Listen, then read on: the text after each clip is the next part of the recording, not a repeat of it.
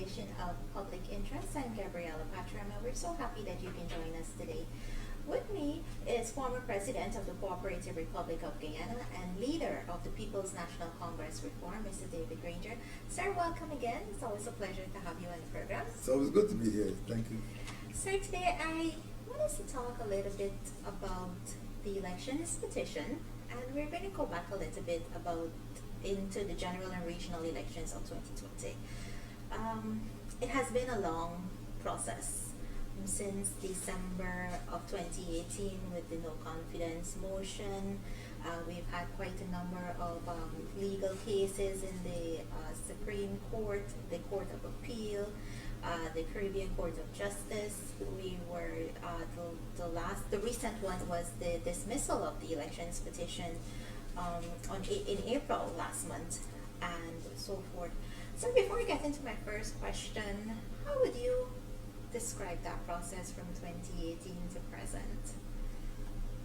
Well, to start with, the process started a little before the no confidence motion, but what happened is that on the 2nd of August 2020, the process came to an end, the legal and the constitutional end, with the declaration of the chairman of the Election Commission.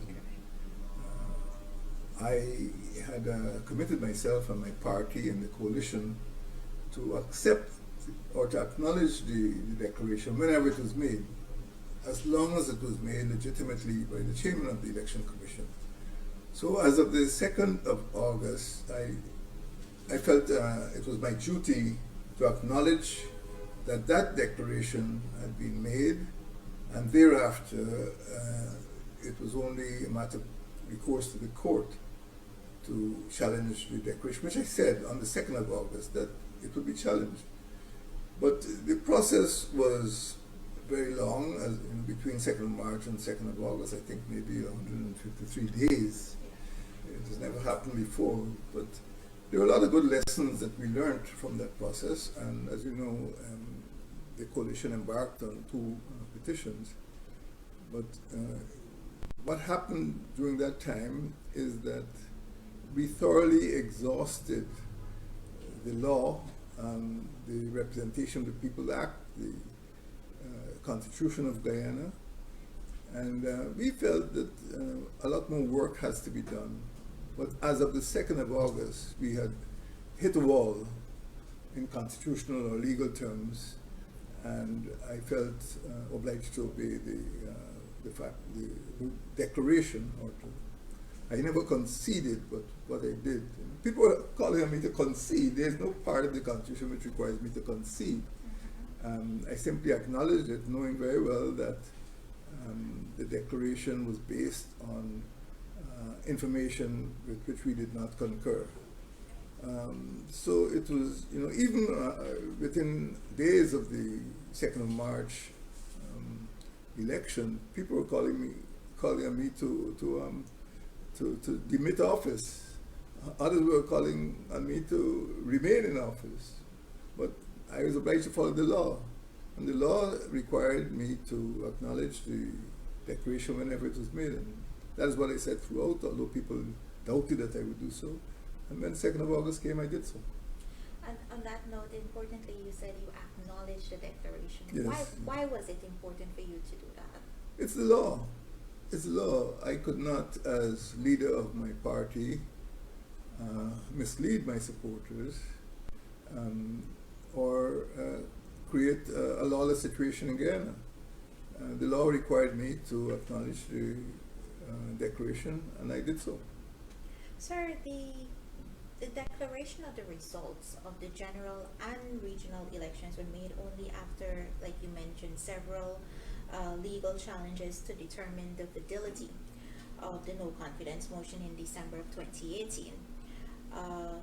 The validity of the reports of the chief elections officer, the validity of the recount process, and the constitutional expression more votes cast had ended in July 2020.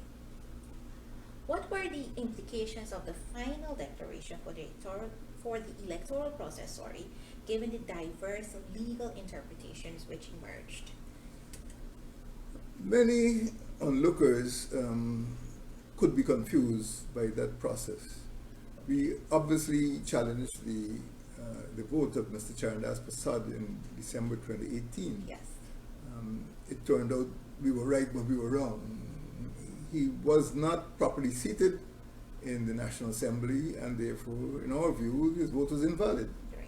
But the ruling of the court was that the challenge did not come in the stipulated. It's a technical point. The challenge was not made within the stipulated period.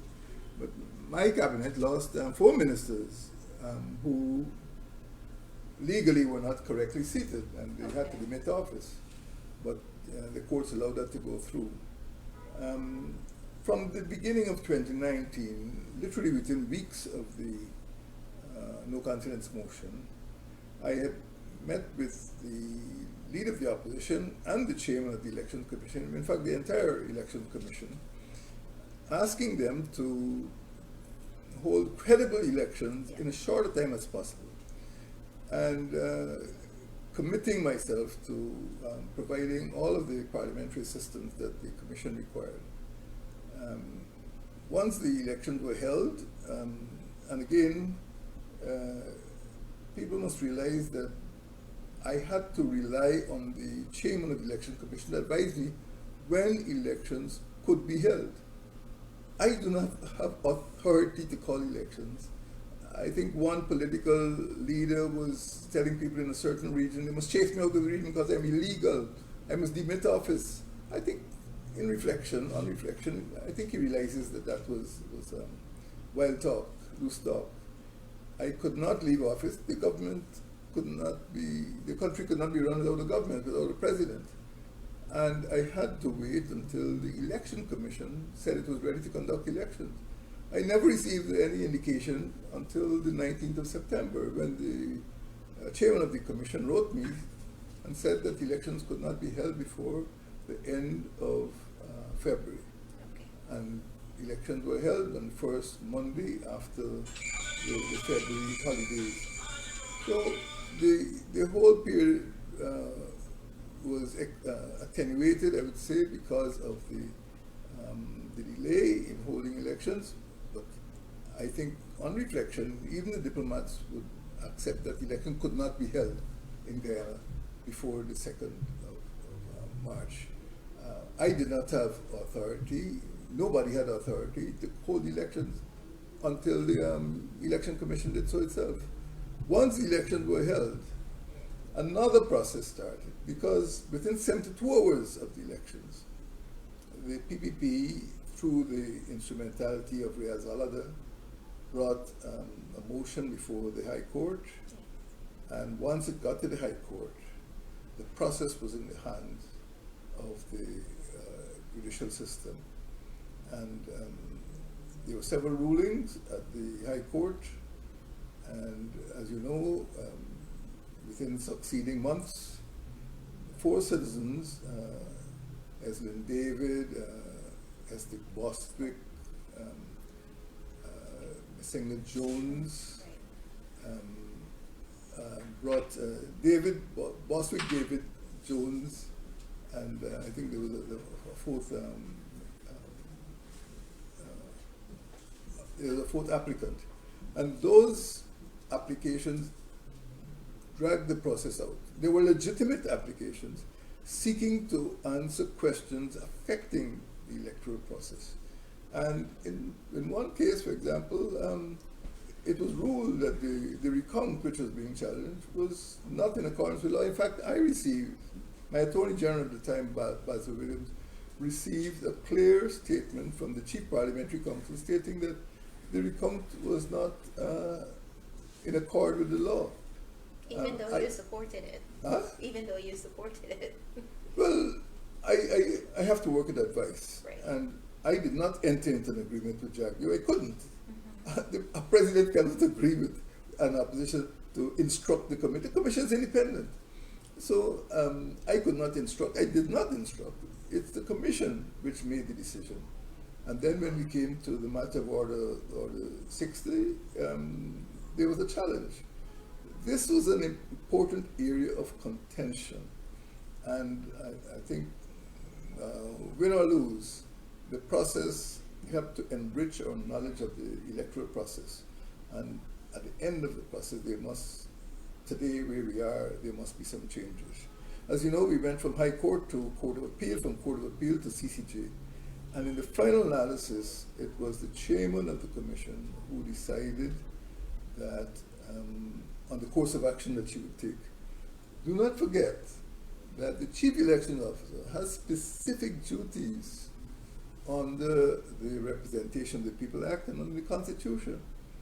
And he is required to advise the chairman, and he produced 4 reports based on instructions received from the chairman, direct instructions published in the press, and based on his knowledge of what took place on the ground.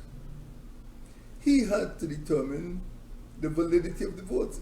Over and over again, during that period between 2nd of March and 2nd of August, we have to come to grips with the concept of validity.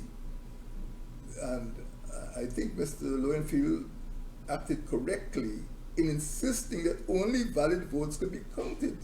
And when the matter came to the Guyana Court of Appeal, the majority agreed, the majority of justices agreed that valid votes meant valid votes cast, or votes cast meant valid votes. I did not expect the Court of Appeal to say invalid votes could be counted as valid votes. But that should be standard in any election process. Well, valid as votes. I said, the elections, there's a saying, that nothing's settled till it's settled right. And this matter hasn't been settled right. And we need to go back to the laws, we need to go back to the processes, we need to go back to the methods of appointing and describing or prescribing duties for election officials. But I think the elections raise more questions than answers. It's not a simple contest between win and lose. Were the elections credible? And were the votes valid? And if you go back to August 2019, within a month of her appointment as chairman of the Election Commission, the House registration process was brought to an end.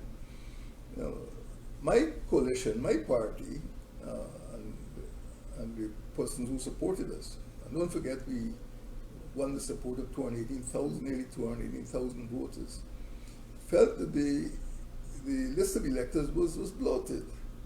But we explored mechanisms for removing or sanitizing the official list of electors, but we were prevented from continuing or completing the process of house-to-house registration. So right now, we still have a bloated list, and my coalition believes that that bloated list was a contributory factor in enabling persons who were not qualified as electors to cast their vote. So, as I said, the electoral process has revealed a lot of anomalies, which our lawyers and our politicians will have to sit down and work out. But we still, it's really a work in progress, and we still have to examine ways and means of assuring the Guyanese public that the elections are not only free and fair, but the validity of the votes and the credibility of the results are without doubt. And I think a lot of doubts still remain. Sir, on that note, your government during the electoral process would have been calling for credible elections and for the valid votes to be counted, like you just listed, like you just said, sorry.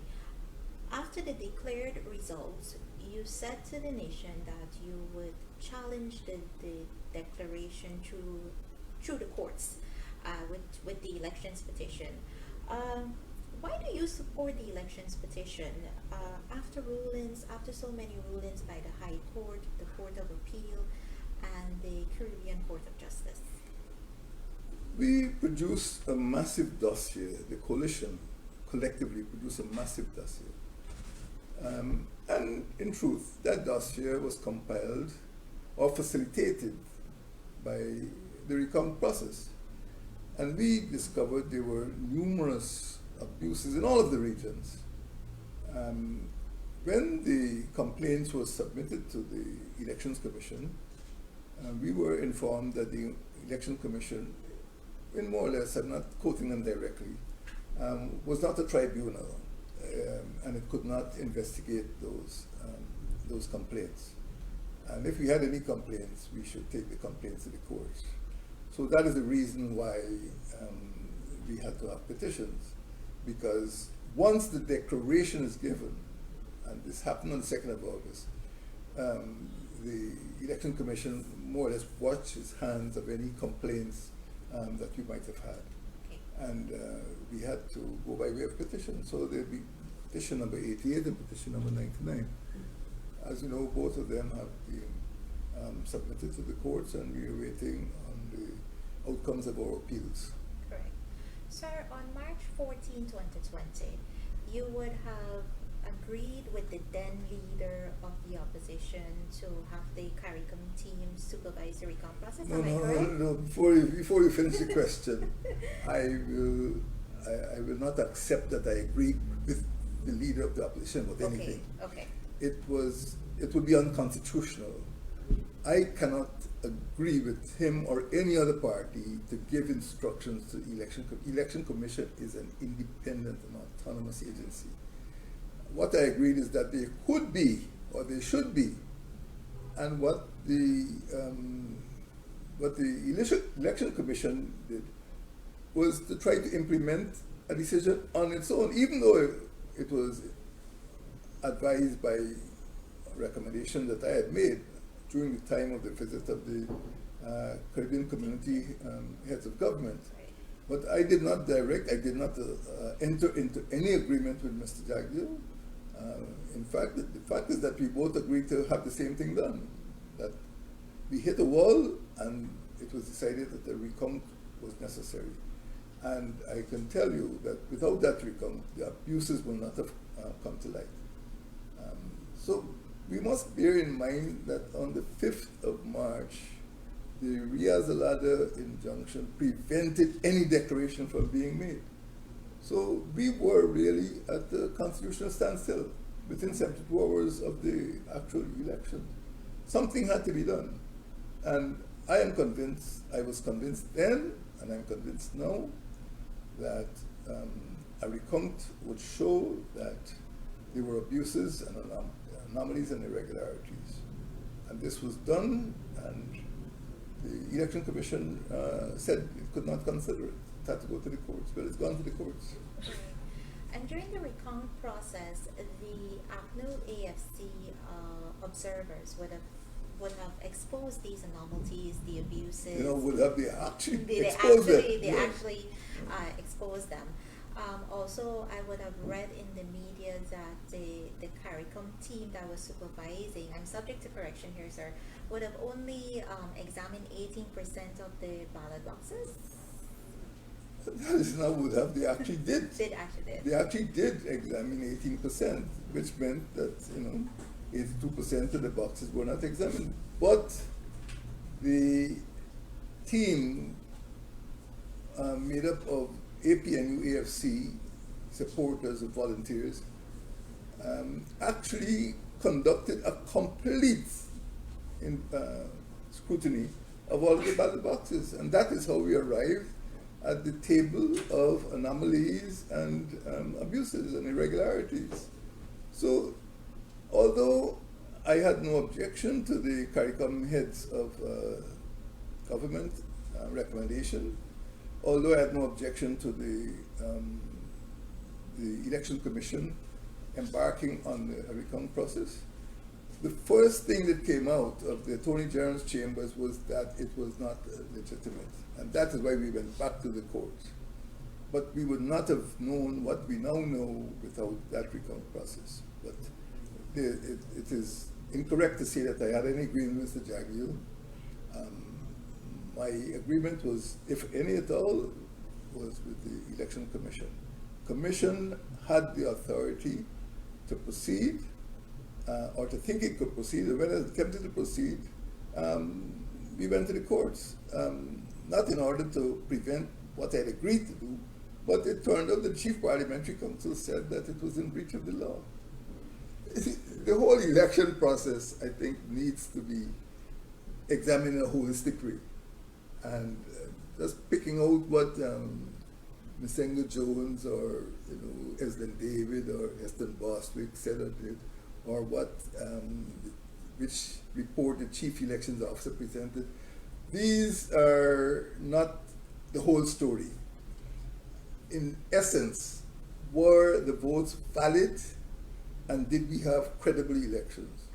And APN AFC is stating categorically that many of the votes which were cast were not valid, that the Chief Elections Officer had the authority to prevent invalid votes from being counted, and I believe that our election petition was justified, and we will continue to fight for, it's clearly a case of every vote counts.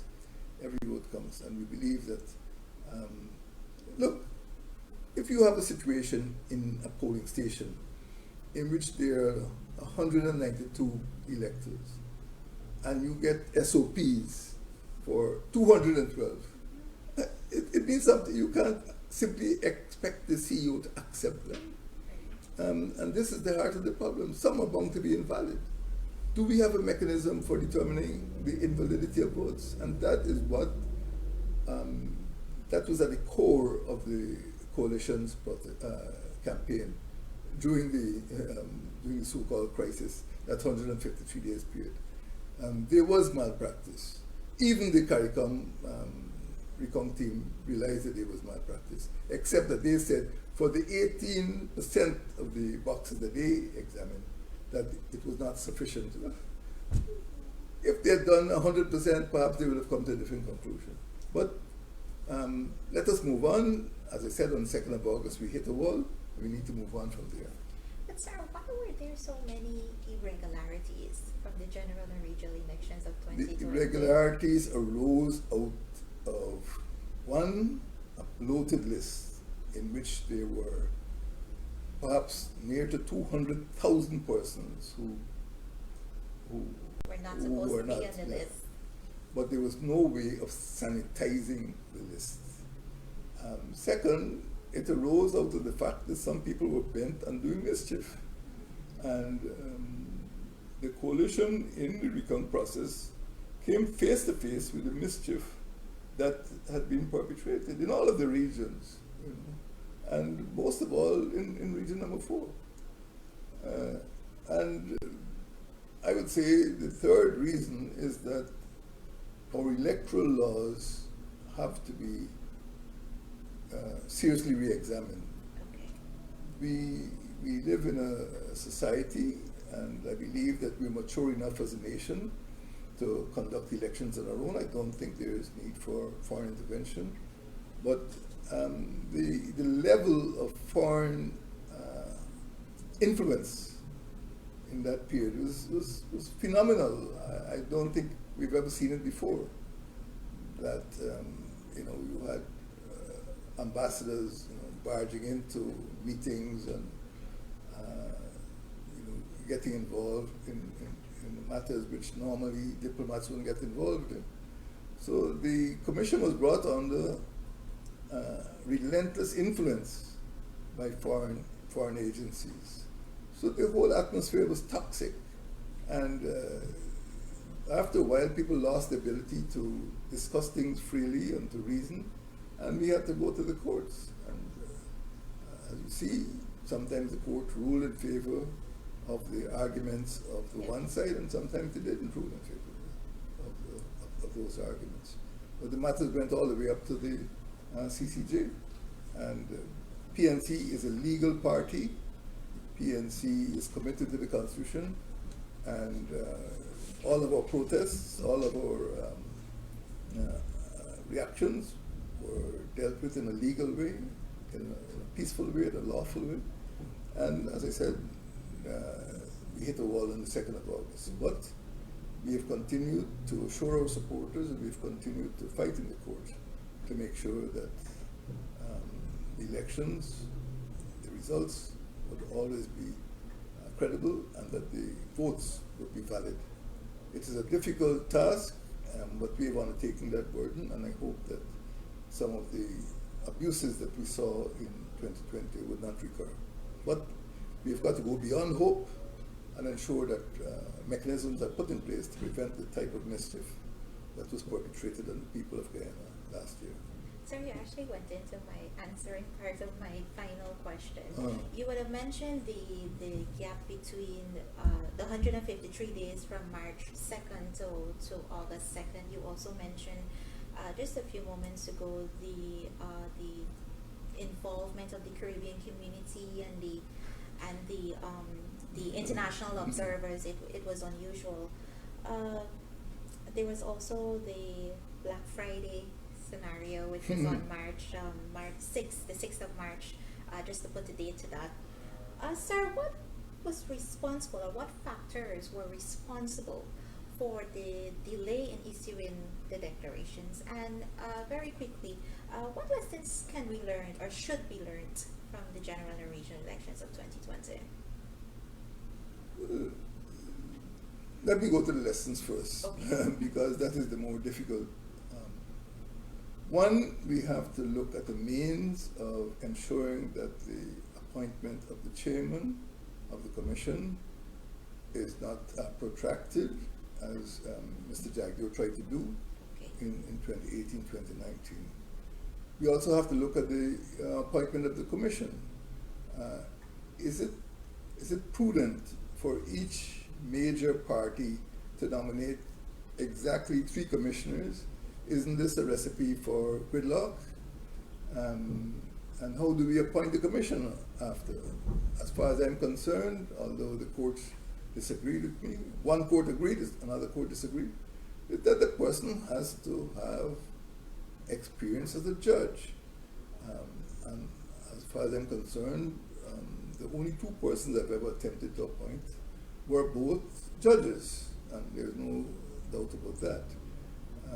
We also have to look at the sanitation of the list of voters. That there are too many 8 persons on the list, and too many persons who should not be there.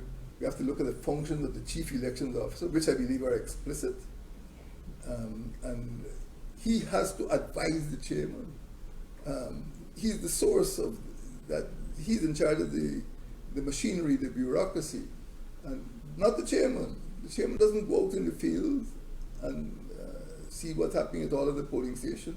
It is the chief elections officer. We have to deal with the question of validity of votes, and I believe that the ruling of our Court of Appeal was very strong. You cannot expect the CEO to rule or to accept invalid votes.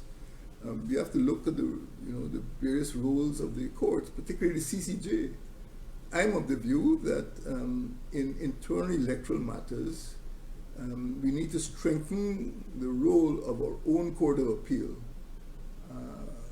And my own interpretation before the CCJ's involvement is that the Court of Appeal was competent to rule on matters inside of in electoral matters inside of Guyana.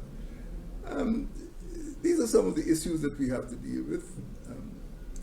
In the final analysis, after the long period, I made it clear to my supporters that we had pursued a constitutional and a legal course of action. I agree with you that the Black Friday disturbances of 6th of March were a blemish on the election, the entire process. The PPP had demonstrations in East Kanji, and Quarantine, West Babis, and East Demerara, East Bank Demerara, and it was really a blemish on the reputation of our country. These were not PNC demonstrations, these were not APNU, AFC demonstrations, they were PPP demonstrations. And prominent persons who were now in the government were in those demonstrations. And as you know what happened, school buses were stoned, children were injured. And I believe my own broadcast on the 2nd of August had a moderating effect by stating that we will pursue a legal course and a peaceful course. And I asked my supporters to abide by that request, and any further complaints or protests will be taken to the courts and will be held to the court to the law. Sir, very quickly, what do you say to your support base now? The elections petitions was dismissed. You're currently preparing the appeal. What do you say to them now as they continue to support you and carry on their everyday lives? Well, I can only iterate what I said on the 2nd of August, that there was massive mischief during the process on the 2nd of March, that we pursued a legal and constitutional path to the resolution of our complaints, which I feel are legitimate, and we have to leave it now to the courts. A country cannot be lawless, a country cannot operate without a constitution. I will not encourage my supporters to involve them, to get involved in any form of lawlessness or public disorder. And I could just ask them to keep the peace and keep the faith. And I am confident that in the long term, the struggle for which they went to or the struggle in which they were engaged to ensure that the valid votes would be counted would be vindicated in the future. And I asked them to abide by that. I believe that we were right, and that the elections are called tomorrow, next week, next year.